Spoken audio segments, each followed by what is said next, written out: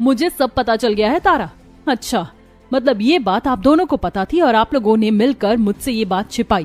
मेरे पीठ पीछे इस घर में मेरे खिलाफ ये साजिश रची जा रही थी। मैं सब समझ गई हूँ। आखिर रूही किस साजिश की बात कर रही थी? वो इतने गुस्से में क्यों थी? और इन लोगों के पास साल भर का सारा राशन क्या कर रहा था? वो राशन कहाँ से आया? ये जानने के लिए चलिए कहानी में पीछे चलते हैं। अरे क्या हुआ जानकी, तू ऐसे क्यों रो रही है? बहू तेरी सेवा कर रही है ना? लता और तारा। लता देवरानी जानकी के घर उनसे मिलने गई हुई थी। लता और जानकी घर के आंगन में चारपाई पर बैठकर बातें कर रही थी। तभी अचानक जानकी रोने लगती है। क्या बताऊं दीदी, कैसी सेवा कर रही है वो मेरी। अभी 2 महीने ही हुए हैं ना तेरी बहू को हनीमून से लौटे हुए। वो तो तुझे अच्छा अच्छा बनाकर खिला रही होगी। हाँ दीदी, बहू बना बना कर तो खिला रही है। हाँ तो इसमें रोने वाली क्या बात है? मत पूछो दीदी, ये राशन तो ऐसे बर्बाद करती जैसे इसके बाप ने इसे दहेज में राशन की दुकान ही दे दी हो। आपको पता है दीदी, 1 महीने का राशन हम लोग 4 लोग मिलकर 2 महीने तक चलाते थे। लेकिन जब से बहू ने रसोई संभालना शुरू किया, महीने भर का राशन 15 दिन में ही खत्म हो जाता है। क्या कह रही है तू? 15 दिन में? हाँ दीदी, सब्जी में तो जैसे तेल की नदियाँ बहा देती है, और आटे का क्या बताओ, कुटा हुआ आटा बेकार में बर्बाद करके फेंक देती है। तो तूने उसे कुछ बोला नहीं? उसे टोकना चाहिए था ना। अरे मैंने कल ही उसे टोका था, लेकिन जैसे ही मैंने मैडम जी को टोका, वो तो तुरंत अपना बैग पैक करके अपने मायके जाने को तैयार हो गई। अब तुम ही बताओ मैं क्या करूं? तारा जो पास ही खड़ी ये सब सुन रही थी, वो चारपाई पर बैठती है। उसके चेहरे पर डर और चिंता के भाव आ जाते हैं। लता भी सोच में पड़ जाती है। चाची जी, क्या सच में भाभी ऐसी हैं? और माँ, अगले महीने तो भैया की भी शादी होने वाली है। कहीं हमारी भाभी भी ऐसी ही निकल गई तो हम क्या करेंगे? लता तारा की बातों का कोई जवाब नहीं देती। थोड़ी देर जानकी से बात करने के बाद लता और तारा अपने घर आ जाती है। लेकिन लता के दिमाग में अभी भी जानकी की बहू की हरकतें ही चल रही थी। रात में जब लता सोने के लिए जाती है तब उसे नींद नहीं आती। वो बार बार करवट बदलती है और सोचती है, मैं एक एक राशन को हिसाब से चलाती हूँ, लेकिन अगर मेरी बहू भी जानकी की बहू की तरह राशन बर्बाद करने वाली आ गई तो मेरा क्या होगा? मेरे अर्जुन की सारी कमाई तो ऐसे ही लुट जाएगी। नहीं, मुझे कुछ तो उपाय करना ही पड़ेगा। शादी से पहले ही कोई पुख्ता इंतजाम करना होगा। लता ये सोच रही थी कि तभी अचानक उसके दिमाग में एक जबरदस्त आइडिया आता है। वो अचानक बिस्तर पर उठकर बैठ जाती है। उसके चेहरे पर एक कुटिल और विजयी मुस्कान आ जाती है। हाँ, ये आइडिया एकदम सही है। मैं तो अब ऐसा ही करूंगी। आइडिया आने के बाद लता सो जाती है। अगली सुबह लता ने एक मिस्त्री को फोन करके घर बुलाया था। अर्जुन और रघुनाथ ऑफिस जा चुके हैं। तारा कॉलेज गई थी। घर में सिर्फ लता थी। मिस्त्री अपने औजारों के साथ लता के घर आता है। हाँ जी, बताइए क्या काम है? इधर आओ मेरे साथ। लता मिस्त्री को रसोई में ले जाती है। लता की रसोई काफी बड़ी और साफ सुथरी थी। लता फर्श की तरफ इशारा करती है। ये देख, इस रसोई के नीचे तुझे एक बड़ा सा तहखाना बनाना है, और तहखाने का दरवाजा ऐसा बनाना कि जब मैं कोई एक खास टाइल दबाऊं तभी वो दरवाजा खुले, वरना ऊपर से देखने पर ये बिल्कुल एक आम रसोई लगनी चाहिए। किसी को रत्ती भर भी शक नहीं होना चाहिए कि इसके नीचे कुछ है। अरे मालकिन, कहीं किसी को मारकर तहखाने में गाड़ने का इरादा तो नहीं है ना? मैं पहले ही बता रहा हूँ भाई, मैं किसी मर्डर के चक्कर में शामिल नहीं होने वाला। बहन, मेरे घर में कुछ मेहमान आ गए और मेरे घर में आटा खत्म हो गया है। मुझे बहुत जरूरत है, क्या तुम मुझे थोड़ा सा आटा दे सकती हो? आप यहीं रुकिए काकी, मैं अभी रसोई में जाकर देखती हूँ। रूही जल्दी से रसोई में जाती है और आटे की पॉलीथिन खोलती है। पॉलीथिन में बहुत ही थोड़ा सा आटा पड़ा हुआ है। आटा तो बहुत थोड़ा सा ही है, इसमें से अगर मैंने इन्हें दे दिया तो रात के लिए रोटियां नहीं बन पाएंगी। कोई बात नहीं, बेचारी को बहुत जरूरत है। मैं रात को रोटियों की जगह चावल बना दूंगी। एक दिन चावल खाने से कुछ नहीं बिगड़ेगा। ये आटा मैं इन्हें ही दे देती हूँ।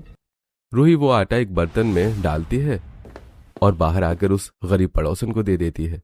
कजरी उसे ढेरों दुआएं देकर चली जाती है। लेकिन तभी लता दूर खड़ी ये सब देख लेती है। लता तेज कदमों से रसोई में आती है, जहाँ रूही चावल निकालने की तैयारी कर रही है। अरे बहू, ये क्या कर रही है तू? अभी मैंने देखा कि तूने वो सारा आटा उस पड़ोसन को दे दिया। तूने उसे इतना सारा आटा दे दिया, अब रात को क्या बनेगा? रात की रोटियों के लिए तो कुछ बचा ही नहीं।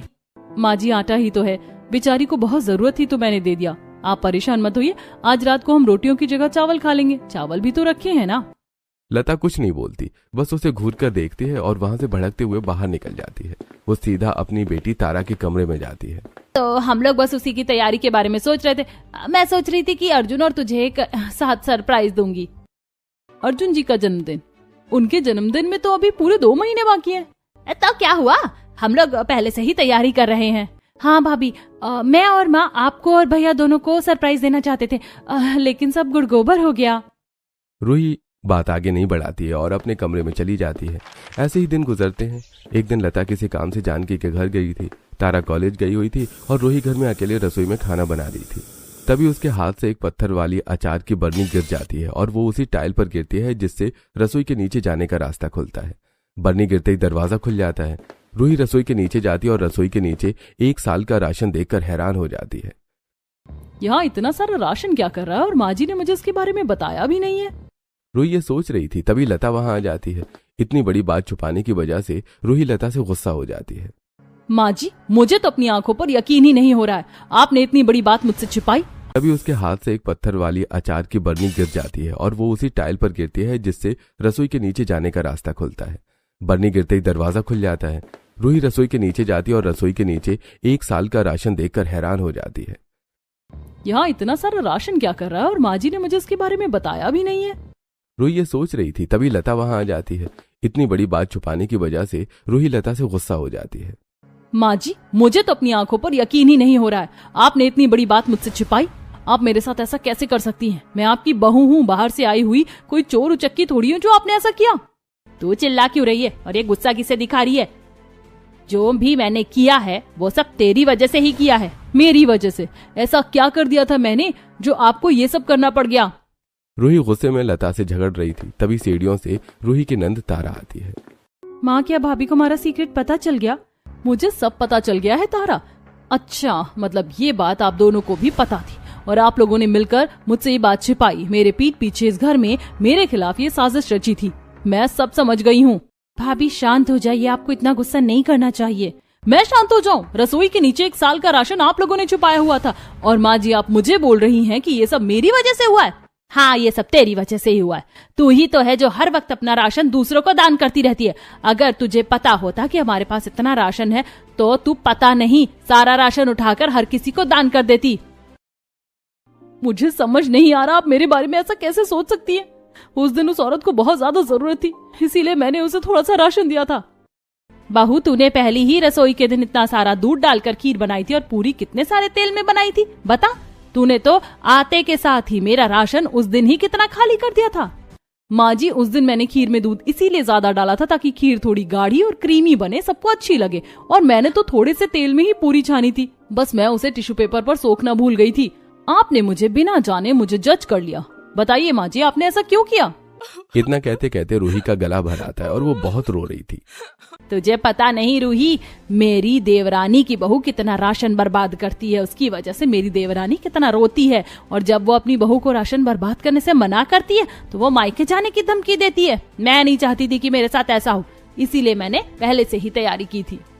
लेकिन आप किसी और को देखकर अपनी बहू के साथ ऐसा कैसे कर सकती है? मैंने आपका कितना ख्याल रखा, आपके खाने की हर फरमाइश का ध्यान रखा, लेकिन आप मेरे बारे में इतना गलत सोचती हैं। माँ जी, आपने मेरे साथ बहुत गलत किया, मुझे बहुत बुरा लगा है आज। रूही फूट फूट कर रो रही थी। तभी हॉल का दरवाजा खुलता है और अर्जुन अंदर आता है।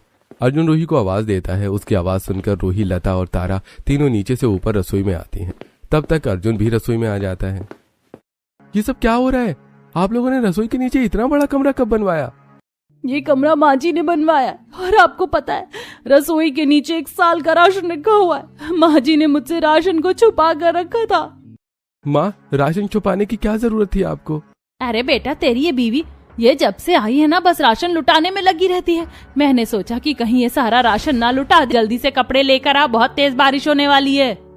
जी माँ जी, मैं छत पर कपड़े लेने ही जा रही हूँ। रूही छत से भागकर कपड़े उतार कर लाती है, लेकिन तब तक झमाझम बारिश होने लगती है। बारिश रुकने का नाम ही नहीं लेती। लगातार 4-5 दिन तक मूसलाधार बारिश होती है। सड़कों पर पानी भर जाता है।